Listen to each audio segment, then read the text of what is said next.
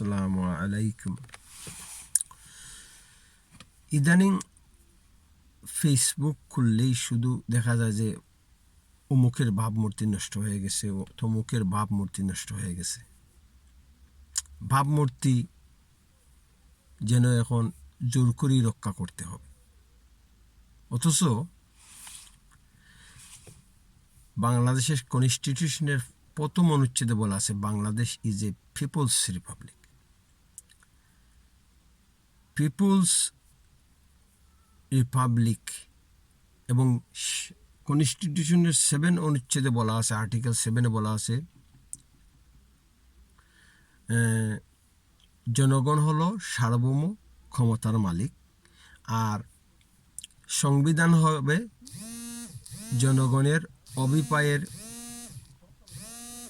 মানে সংবিধান হবে রাষ্ট্রের আইন প্রণয়নের মূল ভিত্তি।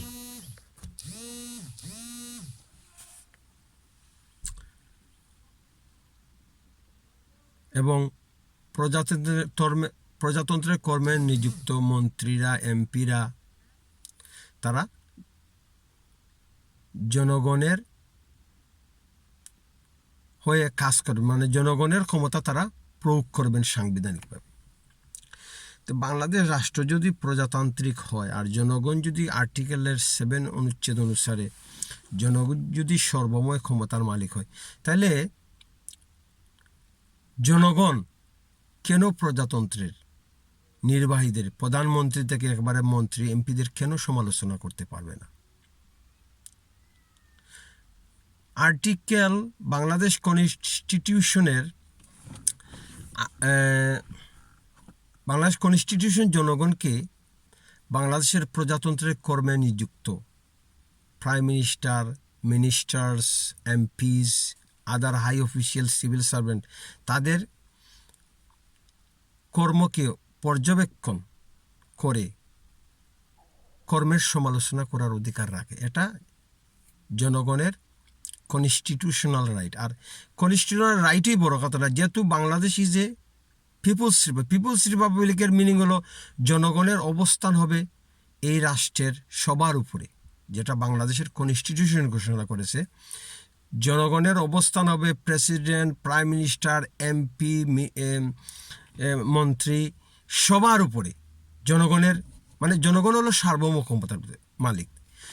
জনগণ যদি সার্বভৌম ক্ষমতার মালিক হয়ে থাকে, আর এটা জনগণ সার্বভৌম ক্ষমতার মালিক, জনগণের মানবিক মর্যাদা থাকবে, জনগণের মানবাধিকার থাকবে, জনগণের ফ্রিডম অফ ভয়েস থাকবে, জনগণের ফ্রিডম অফ এক্সপ্রেশন থাকবে, সংবাদপত্রের স্বাধীনতা থাকবে। এগুলো হলো বাংলাদেশ কনস্টিটিউশনের বেসিক স্ট্রাকচার।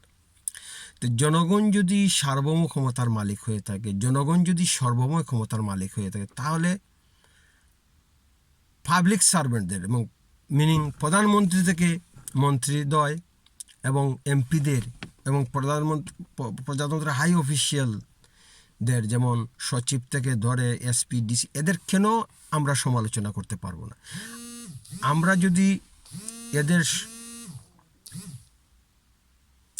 যদি এদের সমালোচনা করতে না পারি, তাহলে তো সংবিধানের বেসিক যে ভিত্তি, মৌলিক কাঠামো পিপলস রিপাবলিক, যেটা পিপলস রিপাবলিকের মূলে আঘাত করে এই কথাটা।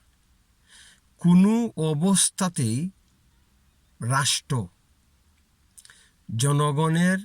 জনগণকে নিপীড়ন, কোনো অবস্থাতেই রাষ্ট্র নিপীড়নমূলক কোনো আইন প্রণয়ন করতে পারবে না। যেমন আপনার ডিজিটাল সিকিউরিটি অ্যাক্ট, এই আইনের বেশ কয়েকটি ধারা সংবিধানের 26-এর বাংলাদেশ কনস্টিটিউশনের আর্টিকেল 26-এর 1 এবং 2 অনুচ্ছেদ অনুসারে বাতিলযোগ্য।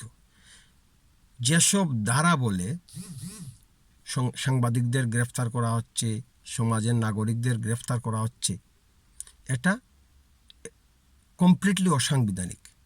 হ্যাঁ, যেমন রাষ্ট্র যে কোনো কেউকে গ্রেফতার করতে পারে যদি সে বাংলাদেশের সংবিধানের প্রিয়াম্বল মানে প্রস্তাবনা, রাষ্ট্র পরিচালনার মূলনীতি, প্রক্লামেশন অফ ইন্ডিপেন্ডেন্স, বঙ্গবন্ধুর স্বাধীনতার ঘোষণা, মুক্তিযুদ্ধের চেতনা, সমাজতন্ত্র, ধর্মনিরপেক্ষতাবাদ, বাঙালি জাতীয়তাবাদ, এসবের বিরুদ্ধে যদি কেউ মত প্রকাশ করে, এটা দণ্ডনীয় অপরাধ। পুলিশ এদেরকে গ্রেফতার করতে পারে, কারণ এগুলো হলো সংবিধানের স্ট্রাকচার, বেসিক স্ট্রাকচার। কিন্তু রাষ্ট্র পরিচালনায় যারা নিযুক্ত হয়েছেন, জনগণ যাদের নিযুক্ত করেছে, প্রধানমন্ত্রী, মন্ত্রীবর্গ, এমপিদ্বয় এবং অন্যান্য যারা হাই অফিসিয়াল আছেন, তারা তো বাংলাদেশ সংবিধান অনুসারে কোনো অবস্থাতেই স্বচ্ছতা ও জবাবদিহিতার ঊর্ধ্বে থাকতে পারেন না। দে আর পাবলিক সার্ভেন্ট হিসাবে আমরা সার্বভৌম ক্ষমতার মালিক জনগণ, আমরা তাদের সমালোচনা করার অধিকার রাখি। এখন এদের সমালোচনা করতে গিয়ে যদি জনগণ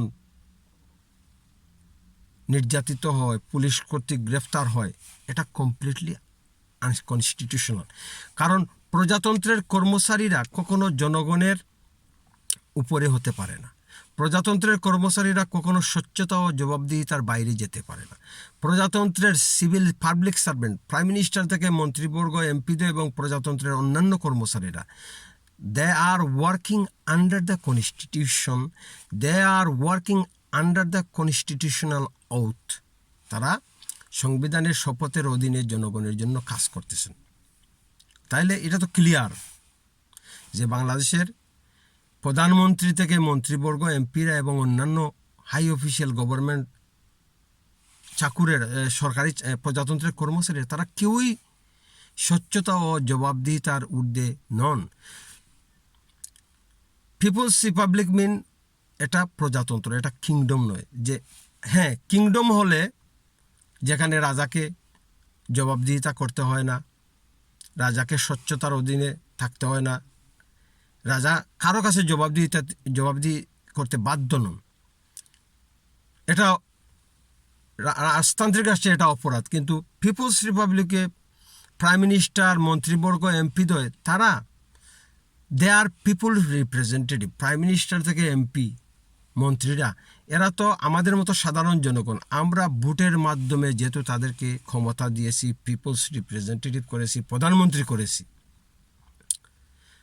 আমরা তাদের সমালোচনা করার ক্ষমতা রাখি, অধিকার রাখি। এবং এটা পিপলস রিপাবলিক। সংবিধান যেখানে ঘোষণা করেছে যে জনগণ প্রজাতন্ত্রের জনপ্রতিনিধিদের, সেবকদের, পাবলিক সার্ভেন্টদের সমালোচনা করবে, সেই জায়গায় ডিজিটাল সিকিউরিটি অ্যাক্ট আইনের মাধ্যমে কিভাবে জনগণকে হ্যারাস করা হয়, আর এই আইনটি কিভাবে বাংলাদেশ পুলিশ ইমপ্লিমেন্ট করে, একটা আনকনস্টিটিউশনাল ল, যে ল সংবিধানের আর্টিকেলের 26 অনুচ্ছেদের সাথে সাংঘর্ষিক, যে ডিজিটাল সিকিউরিটি অ্যাক্ট সংবিধানের বেসিক স্ট্রাকচার এর সাথে সাংঘর্ষিক। বেসিক স্ট্রাকচার হলো মানুষের মানবাধিকার, মানবিক মর্যাদা, কথা বলার স্বাধীনতা, ফ্রিডম অফ প্রেস, সংবাদপত্রের স্বাধীনতা। কমপ্লিটলি এই ল সংবিধানের মৌলিক কাঠামোর সাথে সাংঘর্ষিক। বাংলাদেশ সুপ্রিম কোর্টের উচিত এই লটাকে ইলিগ্যাল ঘোষণা করা।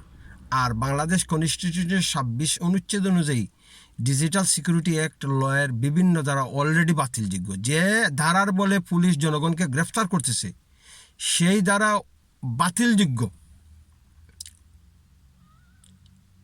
বাংলাদেশের জনপ্রতিনিধিদের বুঝতে হবে এটা তারা রাজতন্ত্রের রাজা নন, এটা হলো পিপলস রিপাবলিক এর তারা সার্ভেন্ট, পাবলিক সার্ভেন্ট। এমপিরা, মন্ত্রীরা পাবলিক সার্ভেন্ট হয়ে তারা কিভাবে জবাবদিহিতা, স্বচ্ছতার ঊর্ধ্বে যেতে চান? এবং ডিজিটাল সিকিউরিটির মাধ্যমে তারা নিজেদের ঘোষণা করছেন তারা স্বচ্ছতা, জবাবদিহিতা ঊর্ধ্বে, তারা আইনের ঊর্ধ্বে, সংবিধানের ঊর্ধ্বে। সংবিধানের ঊর্ধ্বে যদি তারা নিজেদের ঘোষণা না করেন, তাহলে কিভাবে ডিজিটাল সিকিউরিটি আইন দিয়ে সাংবাদিকদের পর্যন্ত গ্রেফতার করতেছে? একজন দুর্নীতিবাজ একজন এমপির বিরুদ্ধে দুর্নীতির সংবাদ সভা হলো বা একটা রিপোর্ট এলো, এমপি একটা মামলা বসিয়ে দিলেন থানাতে, ওনার ভাবমূর্তি নষ্ট হয়েছে। এমপি তো তিনি রাষ্ট্রের একটা জনগণের প্রতিনিধি, তিনি জনগণের বেতনদারি কর্মচারী। জনগণের বেতনদারি কর্মচারী জনগণ সমালোচনা করবে, এখানে ভাবমূর্তি কিভাবে নষ্ট হয়? এমপি মামলা করে দিলেন, পুলিশ গ্রেফতার করে ফেলল, ও জামিনযোগ্য অপরাধ। তাইলে সংবিধানের সুপ্রিমেসি অব দ্য কনস্টিটিউশন মানে বাংলাদেশ সংবিধানের প্রাধান্যতা আজ কোথায় গেল? যেখানে বাংলাদেশ সংবিধান বলছে রাষ্ট্র কখনো সংবিধানের সাথে সংবিধানের মৌলিক কাঠামোর সাথে সাংঘর্ষিক কোনো আইন প্রণয়ন করতে পারবে না। সেখানে সরকার কিভাবে ডিজিটাল সিকিউরিটি আইন সংসদে প্রণয়ন করতে পারলো, এবং এই আইনটি আজ পর্যন্ত কিভাবে টিকে থাকতে পারলো? আমার তো যুক্তি, আমি তো বুঝি না এটা।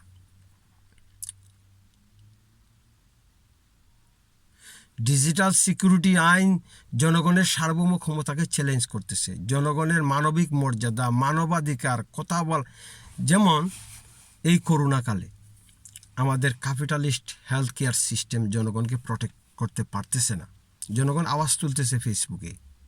এটা কি অপরাধ?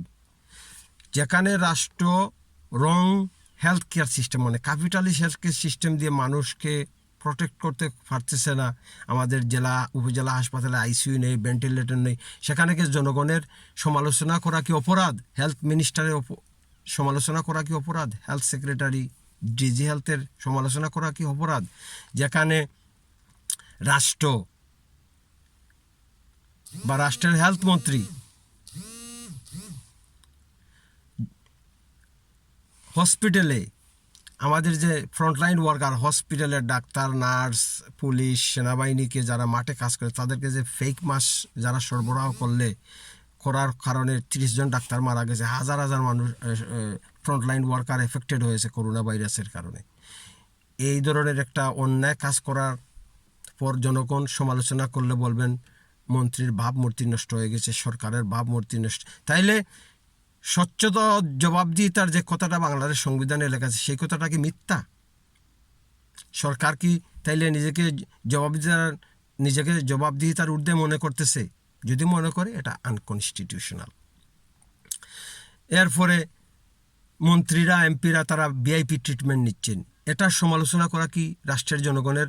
এটা ক্লিয়ার ডিসক্রিমিনেশন। মন্ত্রীরা, এমপিরা তারা ভিআইপি ট্রিটমেন্ট নিচ্ছেন সম্মিলিত সামরিক হাসপাতালে, যেখানে সাধারণ জনগণের প্রবেশ নিষেধ। অথচ আমরা রাষ্ট্রের জনকের ডাকে যুদ্ধ করেছিলাম একটি সামাজিক সুবিচার ভিত্তিক বাংলাদেশ পাওয়ার জন্য, যে রাষ্ট্রে কোনো বৈষম্য থাকবে না, অসমতা থাকবে না, ধনতান্ত্রিক অর্থনীতি ব্যবস্থা থাকবে না। কিন্তু আমরা স্বাস্থ্য ব্যবস্থা দেখতেছি ধনতান্ত্রিক, অর্থনীতি দেখতেছি ধনতান্ত্রিক, সব কিছুতে বৈষম্য। এখন বৈষম্যের সমালোচনা করলে এটা হয়ে যাবে সরকারের ভাবমূর্তি নাকি ক্ষুণ্ণ হয়ে যায়। তাহলে সরকারের কাজটা কি? সরকারের সমালোচনা আপনি করতে পারবেন না, করলে ভাবমূর্তি নষ্ট হয়ে যায়। স্বচ্ছতা ও এখন মানুষ বিনা চিকিৎসায় মারা যাচ্ছে, আইসিইউর অভাবে, ভেন্টিলেটরের অভাবে। জনগণ আওয়াজ তুলতেছে, হ্যাঁ, যা অন্যায় করতেছে। যেসব রাজনীতিবিদ মারা যাচ্ছেন এদেরকে প্রকাশ্যে সমালোচনা করাটা অন্যায়। যারা মারা যাচ্ছেন, যারা জনগণের হক মেরে মারা যাচ্ছেন, যেসব রাজনীতিবিদরা, নেতারা, অনেকে বলতেছেন এদের সমালোচনা করবেন না। হ্যাঁ, ঠিক আছে, কিন্তু যারা জনগণের হক মেরে দুনিয়া থেকে বিদায় নিচ্ছেন, যেসব বড় বড় রাজনৈতিক নেতারা, এরা কিন্তু পরকালে আল্লাহর হাত থেকে বাঁচতে পারবেন না। কারণ আল্লাহ বলেছেন নমাজুজা না পড়লে এটা আমি মাফ করব আমার কাছে ক্ষমা চাইলে। কিন্তু জনগণের হক, যে টাকা দিয়ে হসপিটালের আইসিইউ সিস্টেম চালু করার কথা, ভেন্টিলেটর কেনার কথা, ভালো পিপি সংগ্রহ করার কথা, কোয়ালিটি ফ্রি হেলথ কেয়ার জনগণকে উপহার দেওয়ার কথা, এসব না করে যারা জনগণের ট্যাক্স পেয়ারের পয়সা মেরেছেন, দুনিয়া থেকে বিদায় নিয়েছেন, এরা কখনো আল্লাহর হাত থেকে বাঁচতে পারবেন না। আপনারা হয়তো দুনিয়ার মানুষের হাত থেকে বেঁচে গিয়েছেন, কিন্তু আল্লাহর হাত থেকে বাঁচতে পারবেন না। অতএব এরা সমালোচনা করার দরকার নেই। আপনারা এটা আল্লাহর হাতে বিচারটা ছেড়ে দেন এবং দুর্নীতির বিরুদ্ধে সোচ্চার হন। আল্লাহ হাফিজ।